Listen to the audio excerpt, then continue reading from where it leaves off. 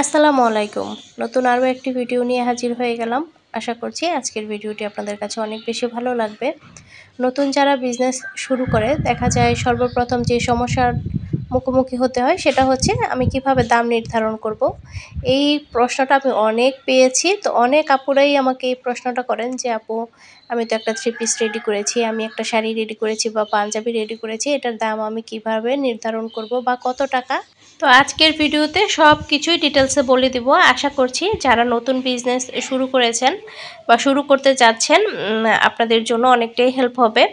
তো যাই হোক, এখন হচ্ছে যে কাজ করছি সেটা বলি। তো রাতের জন্য ডিনারের আয়োজন করছি।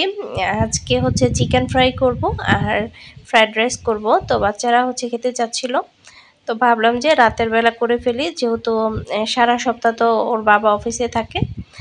দেখা যায় দুপুরে তো আর আমাদের সাথে খাওয়া দাওয়া করে না, আর কোনো একটা কিছু স্পেশাল রান্না করলে একসাথে সবাই খেতে না পারলে আমার কাছে ভালো লাগে না। সেজন্য স্পেশাল কোনো কিছু যদি করি তাহলে দেখা যায় রাতের বেলা করি, আর নয়তো বা ছুটির দিনে করি।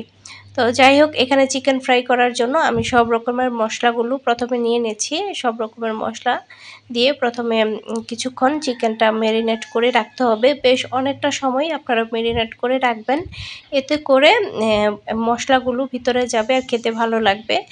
আবার হচ্ছে বিয়েবাড়িতে দেখেছি আর কি, বাবুর্চি চিকেনগুলো সিদ্ধ করে তারপরে চিকেন ফ্রাই করে, তারপরে হচ্ছে অনেকেই আগে সিদ্ধ করে নেয়। তো আমার কাছে সিদ্ধ করে রাখার চেয়ে বা সিদ্ধ করে চিকেন ফ্রাই করার চেয়ে এভাবে মেরিনেট করে করলে বেশি ভালো লাগে। সিদ্ধ করে যদি চিকেন ফ্রাইটা করা হয় তাহলে কেমন যেন ড্রাই হয়ে যায়, আমার কাছে মনে হয় চিকেনটা স্বাদ নষ্ট হয়ে যায়, খেতে একদমই ভালো লাগে না আমার কাছে। সেজন্য এভাবে করে যারা খাননি বা ট্রাই করে দেখতে পারেন, প্রথমে ম্যারিনেট করে আপনাদের হাতে যদি সময় থাকে 1 ঘন্টার মতো ফ্রিজে রেখে দিবেন, এতে করে অনেক বেশি মজা হয় চিকেন ফ্রাইটা। তো যাই হোক, এদিকে হচ্ছে আমি ফ্রাইড রাইস করছি। আজকে হঠাৎ করেই হচ্ছে করতেছি। তো আমার বাসায় গাজর ছিল না, ফ্রিজে ক্যাপসিকামটা আমি ফ্রোজেন করে রেখেছিলাম, তো সেই ক্যাপসিকাম দিয়েই করছি, কিন্তু গাজর দিতে পারিনি। তবে গাজরটা দিলে দেখতে অনেক বেশি সুন্দর লাগে আর কি। তো যাই হোক, এখন হচ্ছে আমি চিকেন ফ্রাইটা করে নিয়েছি। তো আটার মধ্যে আমি হচ্ছে পানি দিয়ে ভিজিয়ে ভিজিয়ে তারপর আটার মধ্যে করেছি। আপনারা চাইলে ময়দা দিয়েও করতে পারেন, আমার বাসায় ময়দা নেই, তবে আটা দিয়ে করলেও কিন্তু খেতে খারাপ লাগে না, বেশ ভালোই লাগে। আর চিকেন ফ্রাইটা একটু অল্প আঁচে, চুলাটা অল্প আঁচে ভাজলে বেশি সুন্দর হয় ভাজাটা। যেহেতু এটা আমি সিদ্ধ করে নিইনি, ম্যারিনেট করা ছিল, সেজন্য অল্প আঁচে আপনাদেরকে ভাজতে হবে যেন ভিতরে একটু সিদ্ধ হয়।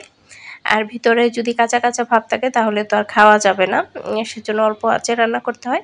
যে কোনো রান্না বা যে কোনো কাজ করতে গেলে অবশ্যই ধৈর্য নিয়ে কাজটা করতে হয়, তাহলে কিন্তু সব কাজগুলি সুন্দর হয়।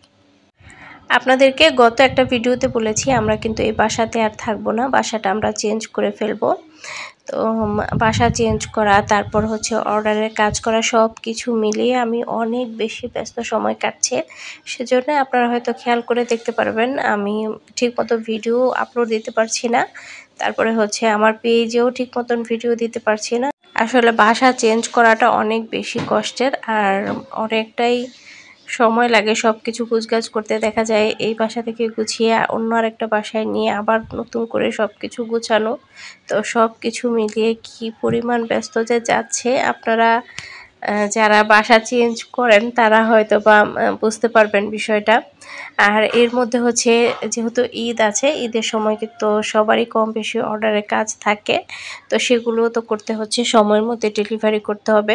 তো আজকে হচ্ছে একটা শাড়ি পাঞ্জাবি আর একটা ব্লাউজ আমি ডেলিভারি করব, ম্যাচিং করা ছিল, আর এটা হচ্ছে ডেইজি ফুলের। তো আজকে এই কাজটা শেষ করে ডেলিভারি করে দিব। তো এরপরে হচ্ছে আরও অনেকগুলো কাজ আছে, সেগুলো ডেলিভারি করব ইনশাল্লাহ। তো মোটামুটি সব কাজই গুছিয়ে নিয়েছি। তো আশা করি ঈদের আগেই সব কমপ্লিট করে ফেলতে পারবো, আল্লাহ ভরসা। তো অনেকে বিজনেস শুরু করার আগে বিভিন্ন পেজে গিয়ে দাম জিজ্ঞেস করে, এই ধরনের অনেক প্রশ্ন কিন্তু আমিও পাই। তো আমরা কিন্তু বুঝতে পারি এই ধরনের মানে যারা মেসেজ করে যে দাম জানার জন্য, তো আমি যখন বিজনেস শুরু করেছি আমি কিন্তু কারো পেজে নক দিই নাই।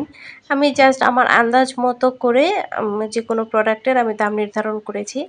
যতটা দাম রাখলে আমার লাভ হবে। তো আমি হচ্ছে রঙের খরচ, কাপড়ের খরচ, যদি সেটা মজুরি থাকে বা 3 পিস হয়, 3 পিস সেলাতে যেই মজুরিটা সেই মজুরির খরচ, এমনকি আয়রন করলে আয়রনের খরচটাও ধরে নেবেন। তো গাড়ি ভাড়া ধরে নেবেন। সব কিছু ধরে আপনার তারপরে যে টাকাটা আপনার কাছে মনে হবে যে আমার লাভ হবে, আপনি সময় দিয়ে কাজটা করেছেন, কতটুকু সময় আপনার নষ্ট হয়েছে, সব কিছু হিসাব করে তারপরে হচ্ছে আপনার প্রোডাক্টের দাম নির্ধারণ করবেন। ঠিক আছে? একদম যে বলা যাবে না যে আমি একটা 3 পিসের থেকে আপনি এত লাভ করেন বা অত লাভ করেন, এটা কিন্তু বলা যায় না। একেকজনের প্রোডাক্টের দাম একেক রকম হবে, কারণ কস্টিং একেকজনের একেক রকম। অনেকেই কাছ থেকেই কিনতে পারে, অনেকে দূর থেকেই কিনে বা অনেকে অনলাইনের মাধ্যমে কিনে। তো এখানে কিন্তু আরেকটা খরচ আছে, গাড়ি ভাড়া বা ডেলিভারি চার্জ। তো সবকিছু ধরেই কিন্তু দামটা নির্ধারণ করতে হয়। তো আমি যেভাবে দাম নির্ধারণ করি আপনাদেরকে বলেছি। তো আপনারা আপনাদের অবশ্যই সময়ের দামটা নিয়ে নিবেন। যেহেতু কয়েক ঘন্টা বা কয়েকদিন আপনাদের লাগছে, অবশ্যই সময়ের দামটা ধরেই দাম নির্ধারণ করবেন।